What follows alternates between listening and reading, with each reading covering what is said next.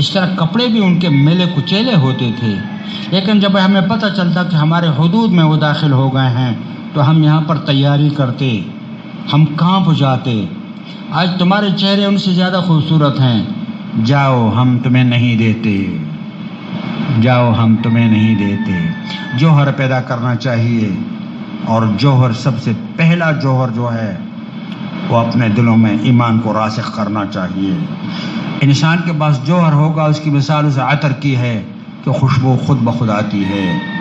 عطرام باشد کہ خود ببوید نہ کہ عطار گوید۔ اور اگر میں بہت اپنے آپ کو لپیٹ بھی لوں، کچھ بھی کر لوں، اور اس خوشبو کا راستہ نہ دیوار روک سکتا ہے نہ کمبل روک سکتا ہے، اور میں قسم کھاؤں کہ میرے پاس عطر ہے، خوشبو آ رہی ہے، آؤ لوگوں میرے پاس، ہر ایک آئے گا۔ جب خوشبو نہیں ہوگی تو لعنت بیچ کے واپس چلا جائے گا، چاہے خوبصورتی کتنی ہی کیوں نہ ہو۔ ایمان کا جوہر ان لوگوں میں تھا۔ عمر رضی اللہ تعالیٰ عنہ کا زمانہ ہے، انہوں نے ایک فوج، ایک دستہ بھیجا کسی جگہ رومیوں کے خلاف ایک دستہ بھیجا کہ جاؤ ان کے خلاف جہاد کروں۔ ایک صحابی، ان کا نام میری ذہن سے نکل رہا ہے، بہرحال جب وہاں پہنچے تو کسی نہ کسی طریقے سے وہ سب گرفتار ہو گئے۔ رومیوں نے ان کو گرفتار کر لیا۔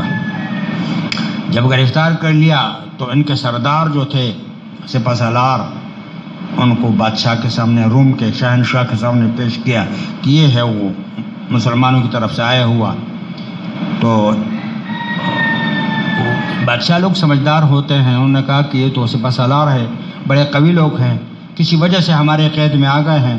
مسلمان ایک روب سے ہر وقت ڈرتے تھے لوگ۔ مجھے بڑا تعجب ہوتا ہے کہ کہاں گیا وہ مسلمان، کہاں گیا وہ مسلمان۔ پہلے ایک فوجی آیا کرتا تھا، بزرگوں کو معلوم ہے، ایک فوجی اگر بازار میں آتا تو سب کہتے یار ہمارا فوجی بھائی آیا۔ آج سپہ سالار آ جائے کوئی پوچھتا نہیں ہے، روب ختم ہو گیا، سیاست میں آ گئے، یہ ہوا وہ ہوا۔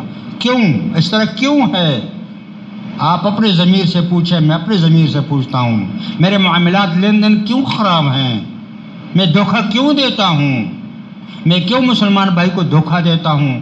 میں کیوں کسی پر اعتماد نہیں کر سکتا؟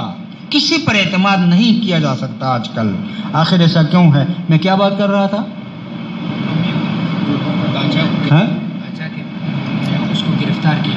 ہاں، ان کو گرفتار جب کیا تو وہ اس کو لے آئے اس کے سامنے اور کہا کہ اپنے جرنیلوں سے کہا، اپنے درباریوں سے کہا کہ 12 سپہ سالار ہے، یہ قوی لوگ ہوتے ہیں، ان کو ہم نے قتل نہیں کرنا، البتہ ڈرانا ضرور ہے کہ یہ بھی کرسچن بن جائے اور اس کو ہم اپنی حکومت میں جگہ سے کچھ فائدہ اٹھائیں گے۔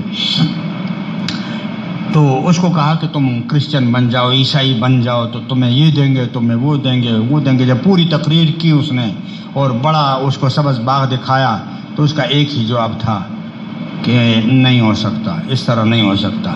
تو ان کے ساتھیوں میں سے ایک ساتھی کو لا کر کے اس کے سامنے شہید کر دیا۔ کہنے لگا یہ حشر تمہارا ہوگا۔ کہنے لگا کوئی بات نہیں ہے، جو کچھ کرنا ہے کر لو۔ تو جب بالکل نہ ہوا تو پھر ایک کڑاہی میں تیل ڈال دیا زیتون کا اور ابلنے لگا، اور اس کو بلایا کہ اس میں آپ کو ڈال رہے ہیں، بتاؤ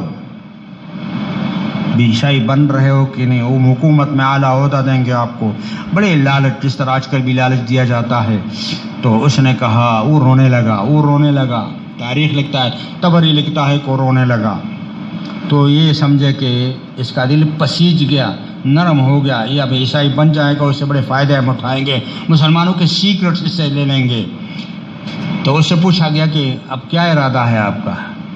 کہنے لگا میں اس لیے نہیں رو رہا ہوں کہ میں تیل سے ڈر گیا، میں تو اس لیے رو رہا ہوں کہ کاش میرے جتنے بال ہیں جسم پر اتنا میرے جسم بھی ہوتے اور آپ باری باری اس کو ڈالتے اور میں سرخرو اللہ کے سامنے کھڑا ہوتا کہ اللہ تیرے راستے میں میرا یہ حال ہو گیا۔